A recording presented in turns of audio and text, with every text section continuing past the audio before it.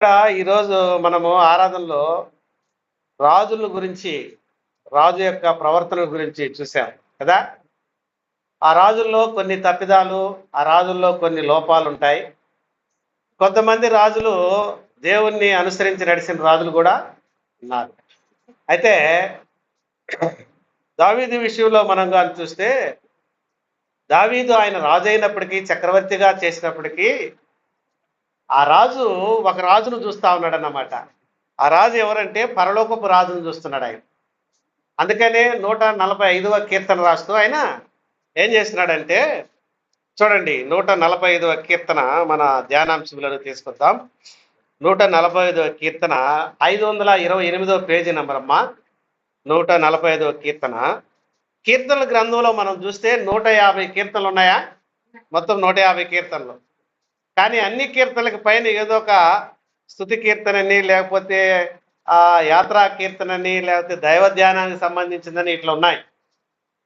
అయితే ఈ కీర్తనకు ఒక ప్రత్యేకత ఉంది. ఏందంటే ఈ 150 కీర్తనలు అన్నీ కూడా దేవుని స్తుతించే కీర్తనలే, దేవుని యొక్క గొప్పతనాన్ని, దేవుని మహాత్యాన్ని తెలియజేసే కీర్తనలు అయినప్పటికీ, ఈ కీర్తనకి ఒక ప్రాముఖ్యత ఏంటంటే స్తుతి కీర్తన దీనికి ఒక్కదానికి రాయబడింది. ఇంక ఏ కీర్తనకు కూడా స్తుతి కీర్తన అని పైన ఆ టైటిల్ పెట్టలేదు. ఈ ఒక్క కీర్తనకు మాత్రమే స్తుతి కీర్తన ఉంది. అయితే ఈ కీర్తనలో మనం చూస్తే 21 వచనాలు ఉంటే, ఈ వచనాల్లో వ్యక్తిగతంగా రాజైనటువంటి దావీదు పరలోకపు తండ్రి అయినటువంటి, అంటే పరలోకపు రాజు అయినటువంటి దేవుణ్ణి చూసి ఆ రాజును గణపరచాలని చెప్తా ఉన్నాడు. ఏమంటున్నాడు? ఈయన ఆల్రెడీ రాజు, ఈయన రాజరికం చేస్తా ఉన్నాడు. అయితే ఈ రాజు ఒక రాజును చూస్తున్నాడు. ఆ రాజు ఎవరంటే పరలోకపు రాజు. పరమందు ఉన్నటువంటి ఆ రాజును చూస్తూ ఆయనను స్తుతించి ఆయన గణపరచాలని ఈ కీర్తన ఆయన రాశాడు. మొదటి వచ్చిన మనం కానీ చూస్తే చూడండి, రాజువైన నా దేవా నిన్ను గణపరిచెదను. ఏం చేస్తున్నాడు ఈయన? ఆయనని గణపరచాల. ఈ 2-3 కీర్తనలు దగ్గర ఉన్న 145, 146, 147, 148 ఈ 3-4 కీర్తనలు కానీ మనం చూస్తే ఒక్కొక్క కీర్తనకి ఒక్కొక్క ప్రాముఖ్యత దేవుడు మన కొరకు వ్రాయించాడు. ఈ 145, 146 కీర్తనలు వచ్చేటప్పటికి వ్యక్తిగతంగా దేవుణ్ణి స్తుతించి ఆరాధించి గణపరిచే కీర్తనలుగా రెండింటి మనం చూస్తాం.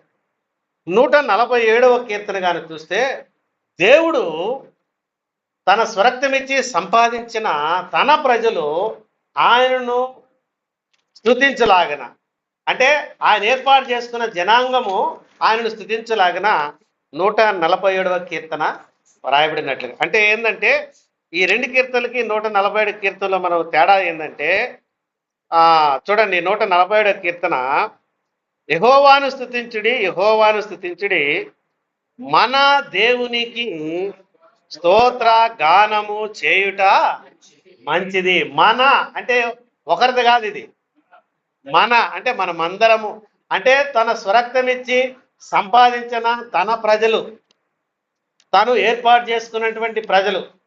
ప్రకటన గ్రంథంలో మనం చూడము, ఆయా జనములో నుంచి, ఆయా ప్రజల నుంచి తాను ఏర్పాటు చేసుకున్నటువంటి 5లో చూడండి, 5:9 ప్రకటన గ్రంథము 5వ అధ్యాయము 9వ వచనం చూస్తే, ఆ పెద్దలు 8 నుంచి చదువుదాం.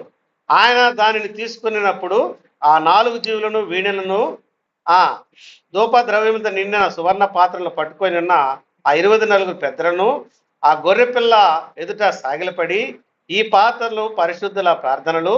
ఆ పెద్దలు, నీవు ఆ గ్రంథమును తీసుకుని దాని ముద్రలు ఇప్పుడకు యోగ్యుడవు, నీవు వధింపబడిన వాడవై నీ రక్తమిచ్చి ప్రతి వంశములోను, ఆయా భాషలో మాట్లాడు వారిలోను, ప్రతి ప్రజలోను, ప్రతి జనములోను దేవుని కొరకు మనుషులను కొని.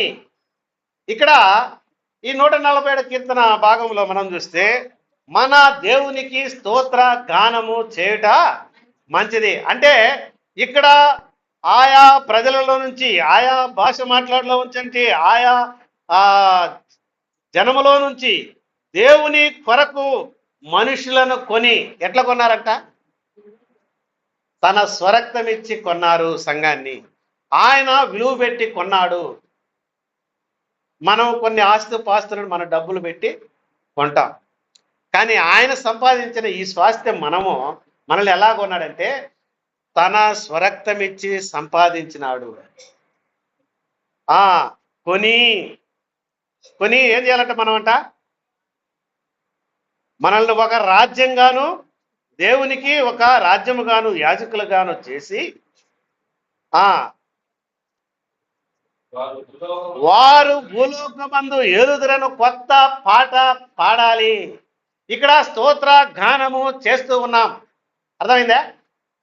ఆయనను స్తోత్రిస్తూ ఉన్నాం. ఆయన దేవుణ్ణి ఇక్కడ స్తోత్ర గానము చేయుట మంచిది. మన జీవితంలో అమ్మ ఒక మంచైన మేలైన కార్యం మిగిలి ఉన్నది. ఏందంటే ఈ దేవుని ఘనపరచటమే, ఈ దేవుని మహిమపరచటమే, ఈ దేవుణ్ణి కొనియాడటమే. అందుకనే దావీదు తన జీవితంలో ఏమంటున్నాడంటే, రాజువైన నా దేవా నిన్ను ఘనపరచెదను. మనిషే దేవుని యొక్క ఆ పరలోకపు రాజు యొక్క గొప్పతనాన్ని ఎరగలేకపోయాడు. అవునా? ఆయన్ని ఉన్నతుడిగా చూడాల్సిన ఆయన ఉన్నత లోకములో ఉన్నటువంటి అన్య దేవతలను ఆయన ప్రతిష్ఠ చేసినటువంటి వాడుగా ఉన్నాడు. ఈ దేవుడు ఇక్కడ మనం చూస్తే ఈ రాజుని దావీదు ఎంతగా వర్ణిస్తున్నాడంటే ఈ కీర్తనలో ఒక్కొక్క చరణాన్ని మనం చూస్తూ ఉంటే ఆ దేవుని యొక్క ఆ రాజు యొక్క గొప్పతనాన్ని ఇక్కడ ఆయన కొనియాడుతా ఉన్నాడు. 2వ వచనం చూస్తే దినము నేను నిన్ను స్తుతించాలయ్యా. ఎందుకు? నువ్వు చేసినటువంటి కార్యాలు అంత గొప్పవి. అసలు దినము నిత్యము ఆయనను స్తుతించాలని, నిత్యము ఆయనను కొనియాడటానికి ఆయనకు అర్హత యోగ్యత ఉన్నది. అంతేకాకుండా 3వ వచనంలో యెహోవా మహాత్మ్యము గలవాడయ్యా. ఆయన ఈ రాజు పరలోకపు తండ్రి, మన ప్రభు అయినటువంటి క్రీస్తు, ఆయన మనకి ఆ మహాత్యాన్ని ఇచ్చాడు. ఏది? ఆయనతో ఉండే ఆ భాగ్యాన్ని. అందుకని ఆయన మహాత్యం గల మహారాజు అయ్యాడు. ఆయన ఏమండి? నీ కోసం నా కోసము ఆయన సమస్తాన్ని ఆయన నిర్వహించి చేసి ఆయనతో కూడా మనల్ని ఉంచుకోవటానికి ఆ మహాత్యాన్ని మనకు అనుగ్రహించాడు. అందుకనే ఈయన ఎవరంట? మహాత్యం గల మహారాజు. ఏమ్మా? కాబట్టి దినదినము ఈయనని మనము కీర్తించాలని రాజైనటువంటి దావీదు ఆ పరలోకపు రాజుని కనపరుస్తూ ఉన్నాడు. మన జీవితంలో ఆ రాజుని ప్రభు మనల్ని కోరుకున్న విధంగా, ఆయన కోరుకున్న విధంగా ఆయన నామాన్ని మనము గణపరుస్తున్నామా? ఇంకా 4వ వచనంలో చూస్తే ఏమంటుందంటే, ఒక తరం వారు మరొక తరానికి అమ్మా అయ్యా నీ బిడ్డలకి నీ పితరులు నీకు చెప్పిన ఆ రాజును గురించి, ఆ పరలోకపు తండ్రి గురించి, ఆ ప్రభువును గురించి, ఆ మహాత్యం గల మహారాజును గురించి నీ పితరులు నీకు చెప్పినారా? అయితే నీవు నీ బిడ్డలకి ఒక తరం వారు ఇంకొక తరానికి ఈ రాజు యొక్క గొప్పతనాన్ని మనము కొనియాడాలి. అదే అంటున్నాడు ఇక్కడ 4వ వచనంలో, ఒక తరం వారు మరొక తరం వారి ఎదుట నీ క్రియలను కొనియాడుదురు. ఏం చేస్తున్నారంట? ఆయన క్రియలను అనగా ఆయన యొక్క కార్యాలను మనము కొనియాడాలి. ఈ రాజు చేస్తున్నాడమ్మా. ఏ రాజు? భూలోకంలో ఉన్నటువంటి దావీదైన రాజు ఆ పరలోకపు రాజుని గణపరుస్తా ఉన్నాడు. 5వ వచనంలో ఏమంటున్నారు చూడండి, ఆ మహోన్నతమైన నీ ప్రభావ మహిమను, నీ ఆశ్చర్య కార్యములు నేను ధ్యానించుచున్నానయ్యా. అర్థమవుతుందా? ఒక్కొక్క చరణములో ఆయన యొక్క మహత్యాన్ని, ఆయన ప్రభావాన్ని, ఆయన ఔన్నత్యాన్ని, ఆయన గొప్పతనాన్ని, ఆయన దీర్ఘశాంతాన్ని, ఆయన దయాళత్వాన్ని, ఆయన సాత్వికతను ఈ రాజు జ్ఞాపకం చేసుకొని ఆయనను ఘనపరుస్తూ ఉన్నాడు. మన జీవితాల్లో మనం కూడా ఆ రాజుని మనము కూడా ఘనపరవలసిన రీతిలో ఆయనను ఘనపరచాలి. మనము సువార్తను విన్నాము కదా, విశ్వసించాం కదా. ఏమని విశ్వసించాము సువార్తని? ఆయన ప్రభు అని, అనగా ఆయన ప్రభుత్వంలో నేను ఉంటానని, అంతే కదా అర్థమా? ఆయన నీ ప్రభువుగా నువ్వు ప్రతిష్ఠించుకున్నావు, ఆయన నీ దేవుడుగా నువ్వు ప్రతిష్ఠించుకున్నావు, ఆయన ఏలికలో మనం ఉండాలని ఆయనను మన హృదయంలో ప్రతిష్ఠ చేసుకున్నాం. అయితే ఆ ప్రభువుని మనము నోరారా కొనియాడి పూజిస్తున్నామా? ఆరాధనకి ఇంతకు ముందు కూడా మీకు ఒకసారి జ్ఞాపకం చేస్తాను. ఆరాధన ముగింపులో ఈ ప్రభు అనే మాట రావాలమ్మా. కొరింథీయులతో రాస్తూ ఆయన ఏమంటున్నాడంటే, ఇంతకు ముందు కూడా మీకు జ్ఞాపకం చేసిన 1 కొరింథీ 4వ వచనంలో ఏమంటున్నాడంటే, మొదటి అధ్యాయంలో చూడండి. కొరింథీ రాసిన పత్రిక 1 కొరింథీ 1వ అధ్యాయం 4-5 చదువయ్యా. 1వ అధ్యాయం 4వ వచనం. ఆయన యేసు అనే మాట చాలా తక్కువ వాడాడు అన్నమాట. అర్థమవుతుందే? ఆ మాటని చాలా మంది లాస్ట్లో యేసునామమున ఆరాధిస్తున్నామని, యేసునామమున వేడుకుంటున్నామని, యేసునామమున ప్రార్థిస్తున్నామని సింపుల్గా దాన్ని, ఆ నామాన్ని సింపుల్గా వదిలేస్తున్నారు. ఈయన ఎప్పుడన్నా చూడు, ఎక్కడన్నా చదువు, ఈ పత్రికలన్నింటిలో మనం చూస్తే క్రీస్తు యేసునామమున, లేదా మన ప్రభు అయిన క్రీస్తు యేసునామమున అని ఈ మాటలు ఆయన ఉచ్చరించి ఆయన ఒక్కాణించి చెప్తాడన్నమాట. ఆ చదువు ఎక్కడ ఏమంటున్నాడు ఇంకా? క్రీస్తు యేసునందు మీకు అనుగ్రహింపబడిన దేవుని కృపను చూచి ఈ విషయమై నా దేవునికి ఎల్లప్పుడూ కృతజ్ఞతాస్తుతులు చెల్లించుచున్నాను. క్రీస్తును గూర్చిన సాక్ష్యము మీలో స్థిరపరచబడినందున ఆయన యందు మీరు 4:5 కూడా చదువయ్యా. 4:4 చదువు. క్రీస్తు యేసునందు మీకు అనుగ్రహింపబడిన 1 కొరింథీ 4:4 నా యందు నాకు ఏ దోషమును కానరాదు. ఆయనను ఇందువలన నీతిమంతుడుగా ఎంచబడను. నన్ను విమర్శించువాడు ప్రభువే. కాబట్టి సమయం రాకముందు చూడండి ఈ మాట, ఈ ప్రభు అనే మాట పదే పదే ఆయన ఎక్కడన్నా మధ్యలో కూడా చదవండి, మీరు మధ్యలో కూడా చదవండి. ఈ ప్రభు అనే మాట, క్రీస్తు యేసు అనే మాట, ఇట్లా ఈ 3 పదాలు వల్లిస్తూ ఆయనను ఘనపరుస్తున్నాడు. అర్థమవుతుందా? ప్రభు అయిన క్రీస్తు యేసు ద్వారా మిమ్మల్ని నేను బతిమాలు కొనుస్తున్నాను అంటాడు. ఆ ప్రభువుని మనము మహిమపరచాలా అంటున్నాడు. ఆ ప్రభువుని మనము ఘనపరచాలా అంటున్నాడు. ఇక్కడ దావీదు కూడా ఏమంటున్నాడు? రాజు అయినా నా దేవా నిన్ను ఘనపరచెదను. 6వ వచనంలో ఏమంటున్నాడు చూడండి, 146లో.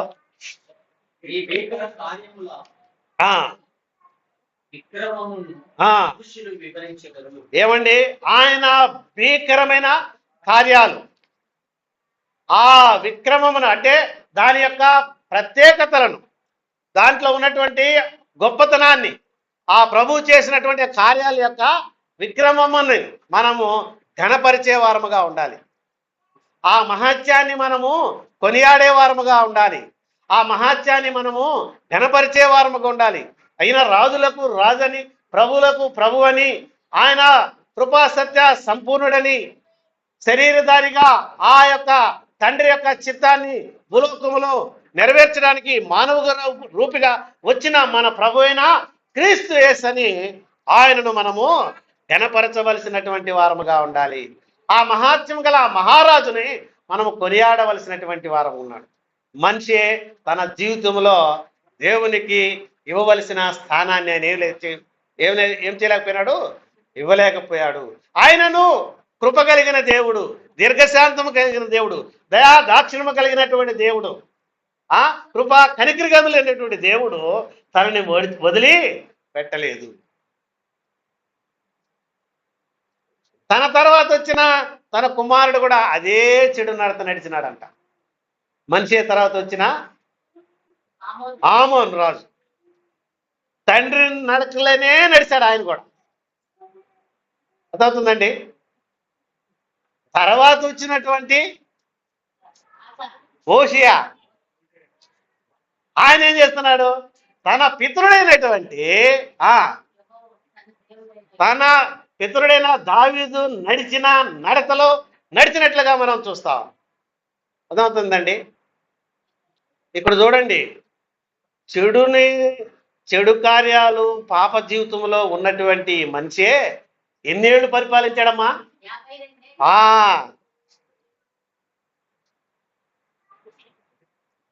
వీళ్ళని ఇంతకాలము ఆ ఇశ్రాయేలు ప్రజలు పాపములో మగ్గిపోతూ ఈ మనిషి చేసిన కార్యాలని తన ప్రజలంతా చేస్తున్నారని ఇందాక చూసామా. ఇంత కాలము దేవుడు ఓర్చి సహిస్తూనే వస్తా ఉన్నాడు. ఆయన చేసిన రాజా చూస్తే ఇక మేమేంది అన్నట్లుగా. అయ్యా, అయితే ఆ దినాన నీతిమంతులు లేరా?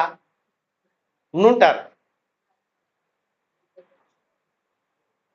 ఆయన వారి మాట ఏం చేయలేకపోతున్నారు, లక్ష్య పెట్టే వాళ్ళే లేరు. ఎందుకంటే ఇప్పుడు ఇక్కడికి వస్తున్న మనం 50 మంది కూడుకుందాం అనుకో, 45 మంది ఒకే మాట మీద ఉంటే, 5 మంది ఒక మాట మీద ఉంటే ఎవరిది ఇక్కడ చెల్లబాటు అవుతుందమ్మా? ఎక్కువ సంఖ్యాబలం ఎవరుతుంటే వాళ్ళదే. వాళ్ళు చెప్పింది అక్కడ జరుగుతూ ఉంటుంది. రాజే చేస్తున్నాడు అక్కడ తప్పిదం. రాజే ఉన్నత స్థలాలని పడగొట్టేసినాడు, బలిపీఠాలను కట్టాడు. దేనికి? అన్య దేవతలకి. కానీ మనం ప్రభువు ఏ మంచి మన జీవితంలో లేకపోగా ఏమ్మా ఆ మనిషి అన్న బతిలాడుకున్నాడు రాజుని, కానీ మనం ఈ ప్రభువుని మనం ఏ రోజు కూడా బతిమాడుకోలేదు. నీవు పుట్టక ముందే, భూలోకానికి పునాదులు వేయకముందే నిన్ను ఆయన లో ఏర్పాటు చేసుకొని ఉన్నాడు. నీకు తన స్వాస్థ్యాన్ని ఆ దినాన్నే ఆయన నిర్ణయించేశాడు. ఆ వారసత్వాన్ని నీకు ముందుగానే నువ్వు అసలు పుట్టనే లేదు, నీ రూపురేఖలే లేవు భూమి మీద. అప్పుడే నిన్ను గురించి ఆయన ఒక ప్రణాళిక కలిగి ఆయన ఏం చేశాడమ్మా? ముందుగానే అన్నిటిని ఆయన ఏర్పాటు చేసినాడు. ఏఎస్ఆర్ నగర్ ఎక్కడ ఉంటుంది ఊరికేం తెలుసు ఏమండి? అసలు ఈ స్థలం ఏడుంటుంది, ఇక్కడ వచ్చి మందిరం కడతామని ఏమన్నా అనుకున్నావా? ఎప్పుడు అనుకోలేదు మనం. అయితే ఆయన ప్రణాళికలో అప్పుడే ఉంది ఈ మందిరం. తన స్వరక్తమిచ్చి సంపాదించిన తన సంఘము, తన యొక్క దేహము, ఏమండి ఆ క్రీస్తునే శిరస్సుకు అతకబడినటువంటి ఈ దేహము, ఈ బాడీ అప్పుడే ఉంది ఇక్కడ. అయితే నీవు నేను అధైర్యపడవలసిన అవసరం లేదు. కారణం ఏంటంటే, చిన్న మందా భయపడకుడి.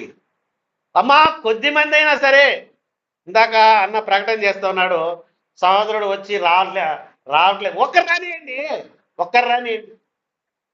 నీ జీవిత కాలంలో నీవు దేవుడిచ్చినటువంటి ఆయుష్ ముగించే కాలంలో ఒకరిని నమ్మకంగా దేవుని కొరకై అతని నువ్వు పరిశుద్ధంగా జీవించే విధంగా ఒకరిని మారితే చాలు నీ జీవితం.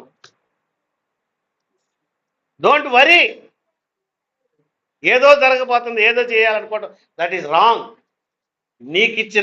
దేవుడు నీకిచ్చిన పరిధిలోనే ఒక్కరికి చెప్పమా? ఒకరికి వాక్యం, ఒకరింటికి పోతే ఒకరు దొరికితే చాలు అనుకుంటామ్మా. వాక్యం చెప్పట్లేదా? నువ్వెందుకు భయపడతావు? నీవు చేస్తున్నటువంటి పని నమ్మకంగా, యథార్థంగా, పరిశుద్ధంగా, అది లోపము లేనిదిగా, ప్రభువుకి మహిమకరంగా నీవు సిద్ధపాటు వచ్చి చెప్తూ ఉంటే ఒకరు చాలయ్యా, భయపడిన అవసరమే లేదు. పంపించే బాధ్యత ఎంతో మంది ఉన్నారు ఈ కాలనీలోనే, వాళ్ళందరికీ ఇవ్వలేదు దేవుడి కృప. ఇది గుర్తుపెట్టుకోండి. అది ఒకవేళ ఇవ్వాలనుకుంటే ఈ లోపలికి అసలు ఈ మందిరమే చాలుండేది కాదు. అది కాదు ఆయన ఉద్దేశం. ఆయన స్వరక్తమిచ్చి సంపాదించిన ఆ బిడ్డలు కావాలి ఆయన. తన్ను ప్రభువుగా ప్రతిష్ఠించుకున్న వ్యక్తి కావాలి ఆయనకి. యేసు ప్రభు అని ఆయన నోటితో ఒప్పుకొని ఎవరైతే ఆయన మృతులను లేపినాడని వారి హృదయంలో విశ్వసించారో వారు కావాలి ఆయనకి. అమ్మా, ఇంకొక సత్యం మనం గ్రహించాలా, మన జీవితంలో ప్రభువుకి ఇవ్వవలసిన ప్రాధాన్యత నీ జీవితంలో ఇవ్వలేకపోతున్నావా? లేక ఆయనకంటే ఇంకా ప్రథమ స్థానాన్ని నీ జీవితంలో ఇంకా ఎవరికైనా నువ్వు ఇస్తున్నావా? వీటిని మనం పరిశీలన చేసుకోవాలి.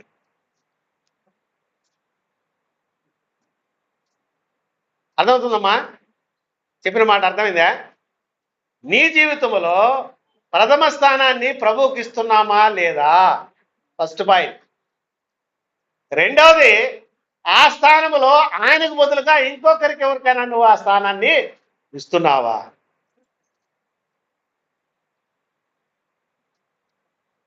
ఆయనకి ఆ ప్రథమ స్థానం ఇవ్వకుండా నీ జీవితంలో ఎన్ని మేలైన కార్యాలు ఇక్కడికొచ్చి జరిగించిన ఒక దినాన ఆయన పరీక్షిస్తాడు. ఇంతకుముందు కొరింథీ పత్రికలో మనం ధ్యానం చేశాం. ఆ పరీక్షించినప్పుడు ఏం పరీక్షిస్తుంది అక్కడ? ఆ రోజు ఆ అగ్ని పరీక్షిస్తుంది. అది ఏం చేస్తుందంటే ఆ దినాన వాని క్రియలను బట్టి నువ్వు వెండితో కట్టావు, బంగారంతో వెండితో కట్టినావు, బంగారంతో కట్టావు, వెలగల రాళ్ళు గట్టి కట్టినావు, కొయ్యకాలతో కట్టావు, గడ్డితో కట్టావు, ఏ దాంతో కట్టావు.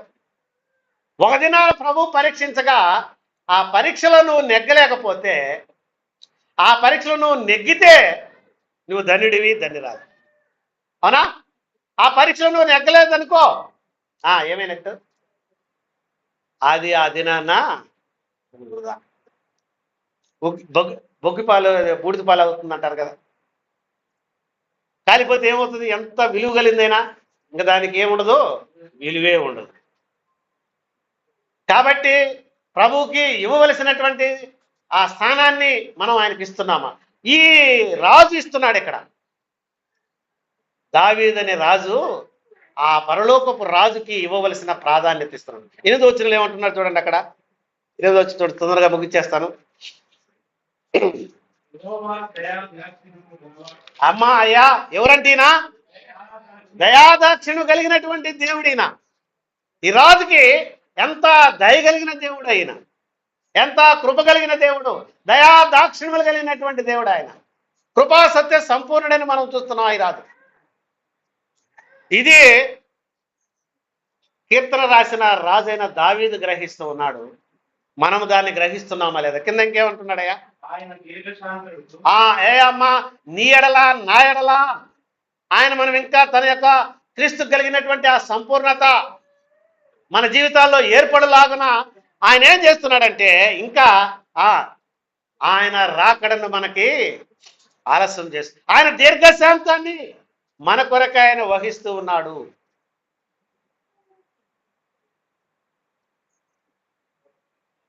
వెయ్యి సంవత్సరాలని ఎంతటితో సమానంగా చూస్తున్నాడంట. ప్రియమైన సహోదరుడా, సహోదరి, అంత దీర్ఘశాంతం కలిగినటువంటి ఆ రాజుని మనము గణపరుస్తున్నామా? ఆ రాజుని మనము కొనియాడి పూజిస్తున్నామా లేదా? ఏం చేయాలి ఇప్పుడు మనము? పరిశీలన. అందుకని దావీదైన రాజు అంటున్నాడు తర్వాతగా ఇంకో కీర్తనలో, అయ్యా నన్ను పరిశీలించుము నాయన, నన్ను పరిశోధించుము తండ్రి. నా ఆంతరేంద్రియములలో నీకు ఏదైనా ఆశ్చర్యమైన మార్గము, జీవితము, నడక, నా పడక ఏదైనా నీకు ఆయాస్కరంగా ఉంటే నన్ను పరిశీలించి నన్ను పరిశోధించుము నాయన అని చెప్పి ఆయన దగ్గర ఆయన మొరపెడుతూ ఉన్నాడు. యథార్థత కలిగినటువంటి వారమై ఆయన ఆరాధించడానికి, ఆయన సేవించడానికి, ఆయన కొనడానికి, ఆయన పూజించడానికి చేరవచ్చినటువంటి మనము మన హృదయపూర్వకమైనటువంటి కృతజ్ఞతార్పణలు ఆయనకి యథార్థంగా మనం చెల్లిస్తున్నామా లేదా? ఇదిగో దావీదు చేసినట్లుగా ఆయన దీర్ఘశాంతము కలిగినటువంటి దేవుడని, ఆయన దయా దాక్షిణ్య పూర్ణుడని ఆయనను మనము గణపరుస్తున్నాం. 9వ వచనంలో ఏమంటున్నాడు చూడ, ఎక్కడ కింద ఏమంటున్నాడు? ఆయన అందరికీ ఉపకారి. ఏమండి, ఈ రాజు, ఈ ప్రభు, మన నాథుడు ఆయన అందరికీ ఉపకారి. నువ్వు నేనైతే కొంతమందికే ఉపకారం చేస్తాం, కొంతమందిని పట్టించుకో. కానీ ఈ రాజు అందరికీ. అపోస్తల కార్యముల గ్రంథంలో కూడా పేతురు అనుకుంటున్నవాడు ఆయన యూదులకే ప్రభు అని, ఆయన యూదులకే రాజని. ఎప్పుడైతే ఆ కొర్నేలు ఇంటికి పంపించినాడో, దర్శన రూపంలో వారికి ఎప్పుడు ఈ సువార్త ప్రకటించమని తెలియజేశాడో, ఇప్పుడు అంటున్నాడు, ఏమంటున్నాడు ఆయన అందరికి ప్రభు అయ్యా. ఇప్పుడు దాకా తన జీవితంలో మాకే అనుకుంటా ఉన్నాడు. ఆయన అందరికి ఉపకారి. ఆయన ఒకరి ఎడల కృప చూపి ఇంకొకరి ఎడల ఆయన కాఠిన్యాన్ని చూపించేవాడు కాదు. ఆయన అందరికీ ఉపకారి. అయితే దానిని, ఆయన గొప్పతనాన్ని, ఆయన మహత్యాన్ని, ఆయన దీర్ఘశాంతాన్ని ఎవరైతే తన జీవితాలకు అన్వయించుకుంటారో వారికి అది అనుగ్రహించబడతారు.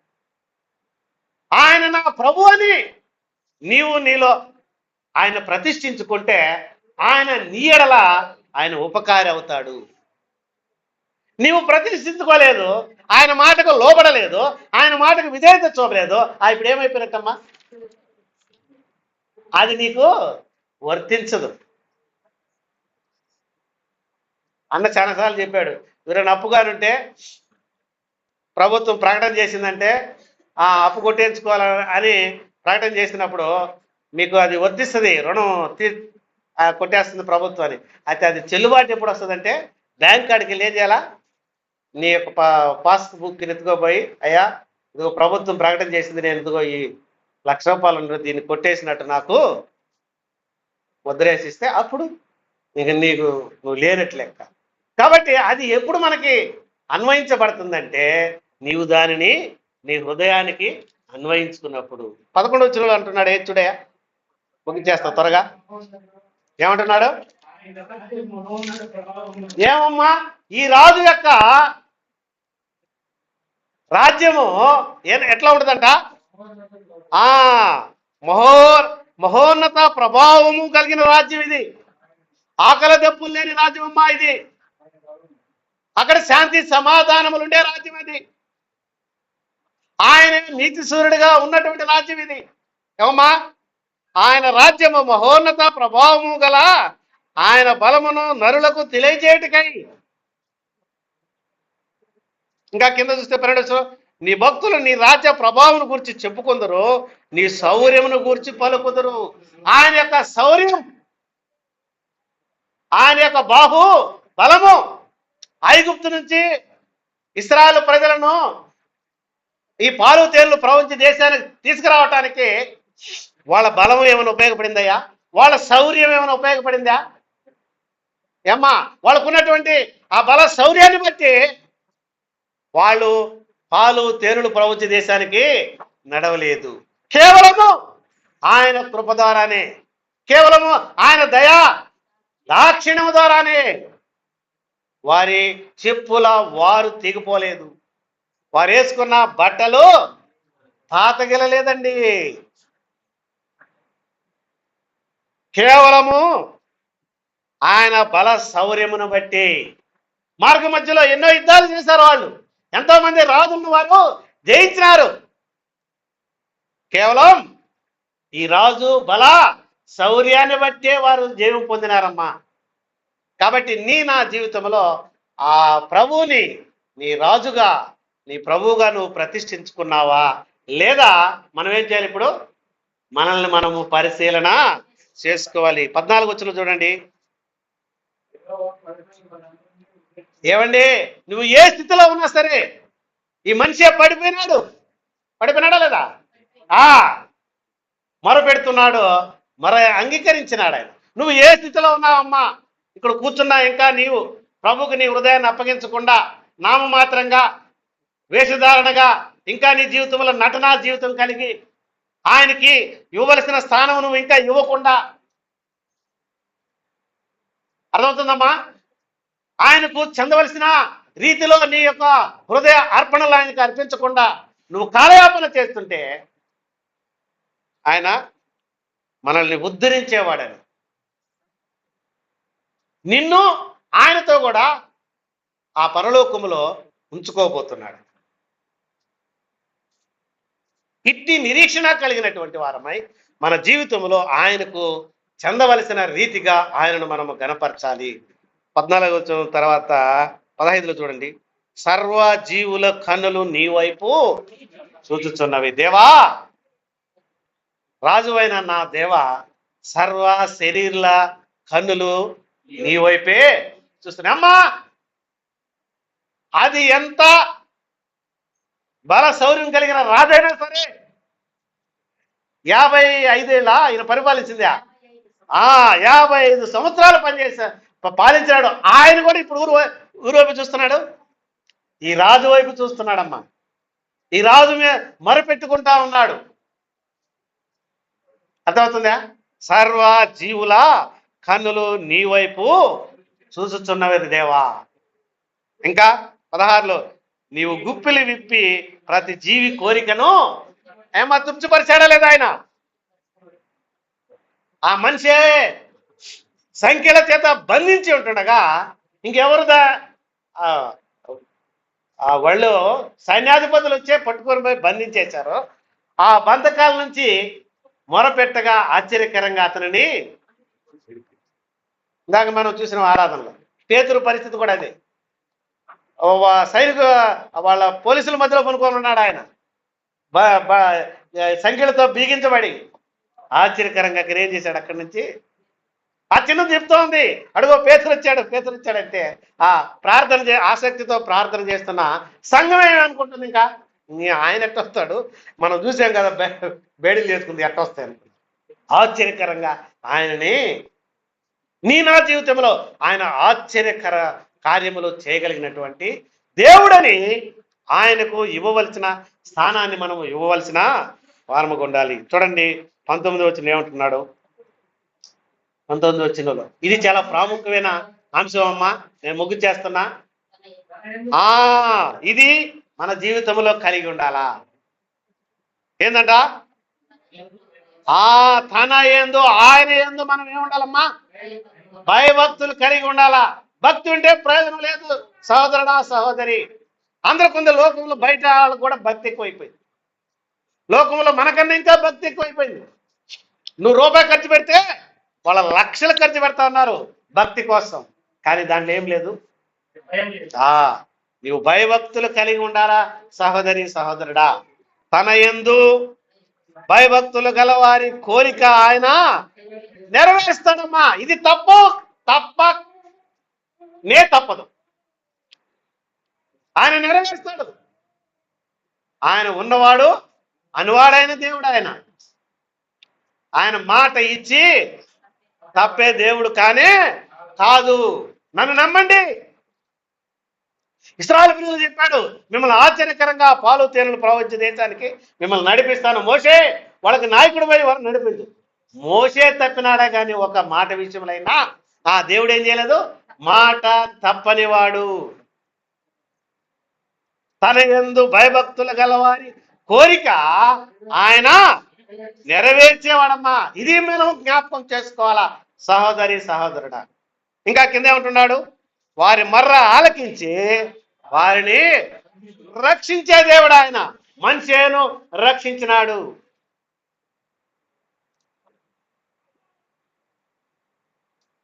పాపముల చేత అపరాధముల చేత చచ్చిన వారమైన మనల్ని ఆయన రక్షించినాడు.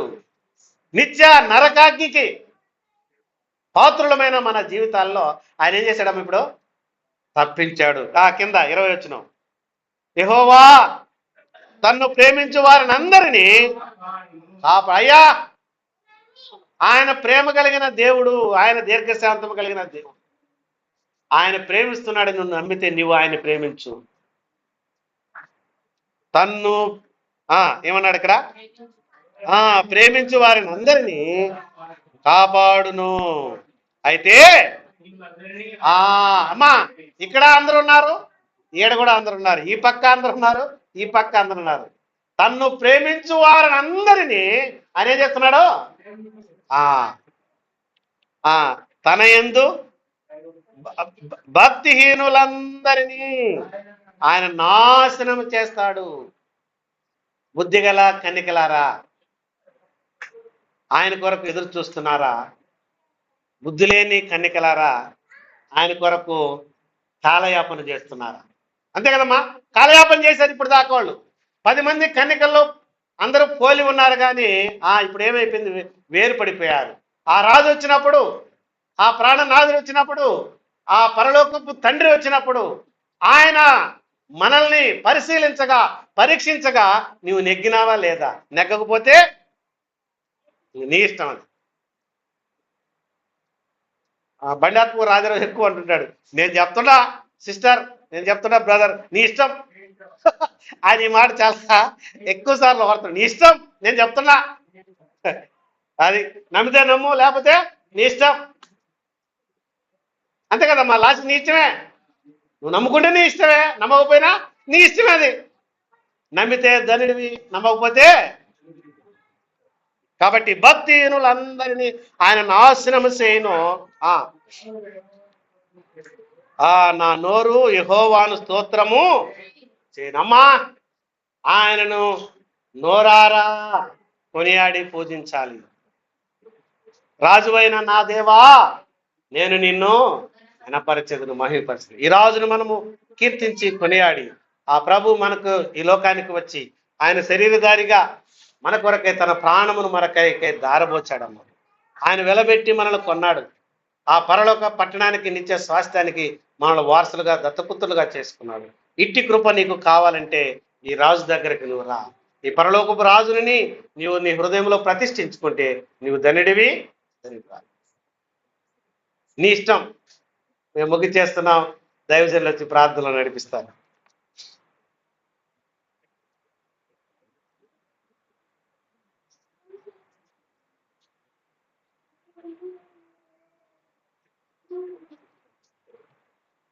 ప్రభునందు ప్రియమైనటువంటి వాళ్ళారా, మరి ఇంతవరకు సహోదరులు నిలిచి అందించిన వాక్య సత్యమును బట్టి ప్రభు స్తోత్రములు.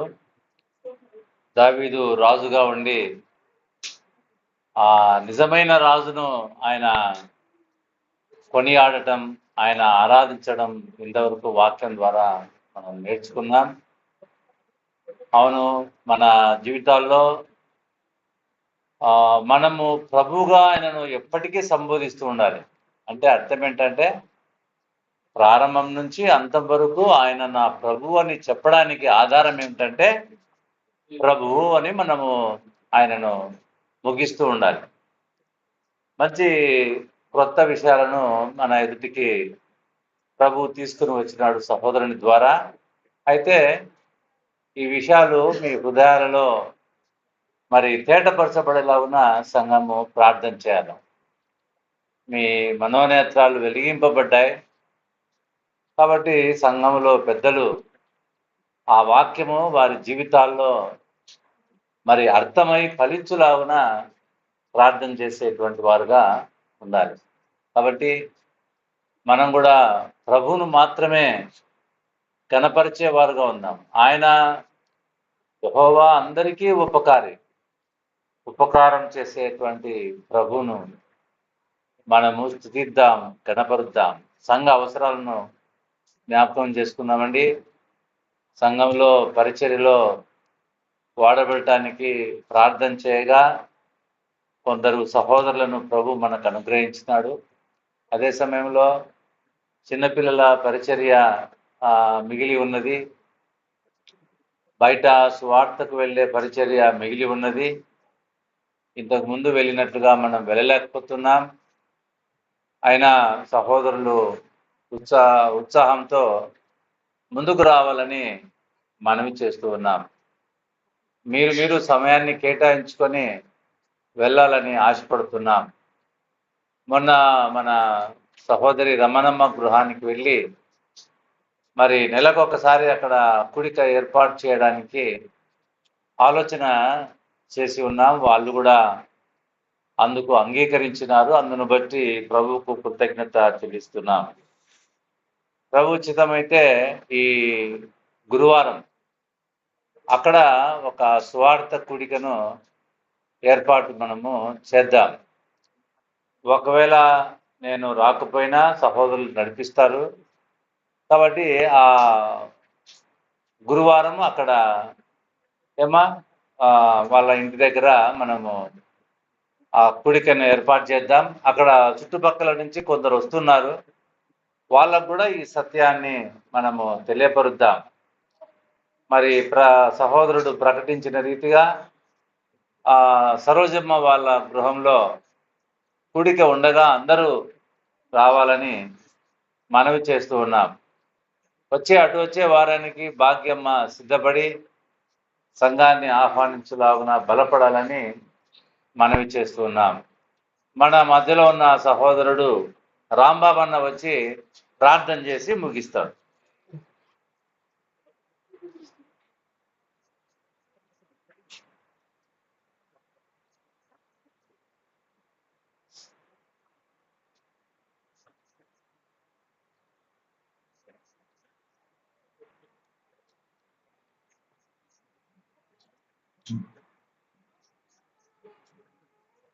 ప్రార్థన చేసుకుంటుంది. మహోన్నతుడ, పరిశుద్ధ జీవముల దేవ, జీవతి ఈ పరిశుద్ధమైన ఉన్నత నామకి వందములు స్థితించండి.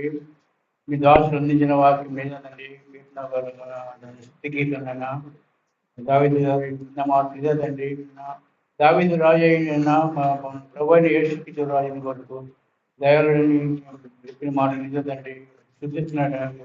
రాజుని గణపరుచున్నాడు. నేను గణపరిచేవాడికి ఉండాలని సహాయం చేసి వందములు మాకు ఇంత మంచి వాక్యం అందించిన రాజుని జ్ఞాపకం చేసుకుని ఆయన మంచిగా బలపరిచి ప్యాకేజ్ అనుకుని మరింత కొనసాగి సహాయం తెచ్చి వేడుకున్నాం. ప్రభావ మమ్మ కూడా సరి చేసుకున్నాను జరిగిన ఉపకారైనా ఉపకారి అందరికీ ఉపకారి నేను ఉపకారి నేను మాకందరికీ ఉపకారం నేను మమ్మల్ని నడిపిస్తున్న విధానికి వందములు వారు సహాయం తెచ్చేయండి. ఇంతవరకు జరిగించే కోరిక అందరికి మీరు మధ్యలో మమ్మల్ని నడిపించి ఇంకా బలపరిచిన విధానికి మీకు వందములు స్తోత్రం తెచ్చుకున్న వారు సహాయం తెచ్చండి. ఇష్టాలుగా బలపడి మరింతగా ఎక్కువగా బలపడినట్లు వాక్యాన్ని క్రమపడినట్లు క్రమంగా గొప్ప తెచ్చి వేడుకుంటున్నాం. అదేవిధంగా శుక్రవారం 50 కోట్ల నిమిత్తం ప్రార్థన చేసిన ప్రభావం నిమిత్తమైనా సంఘవంతమైనా తప్పనిసరిగా చేరి వచ్చినైనా వేడుకుంటున్నాం. సహాయం తెచ్చండి. అదే రీతినైనా ఇందిరానగర్లోనైనా గురువారం కంటిన్యూ రీతిగా మేము పడినైనా సమయానికి సిద్ధపడి అక్కడ కొడుకులో సంఘం అంతా సిద్ధపడినైనా చూపించి ఏర్పాటు చూసినట్లు చేయమని వేడుకున్నాం. సహాయం తెచ్చండి. ఇంతవరకు జరిగిన కోరిక నిమిత్తం మీకు వందనాలు చేసుకున్నాను. కోడి ముగించి మేము వెళ్ళగలిగినట్టుగా మీరే చూపించి సహాయం తెచ్చమని ఘనత మహిమ ప్రభావం మా ప్రభు మా రక్షకుడు విమోచకుడు త్వరలో మా పరిగణ మా ప్రభావం యేసుక్రీస్తు ప్రార్థించి కోరిక ముగించుకుంటున్నాం తండ్రి. అందరికీ వందనాలు.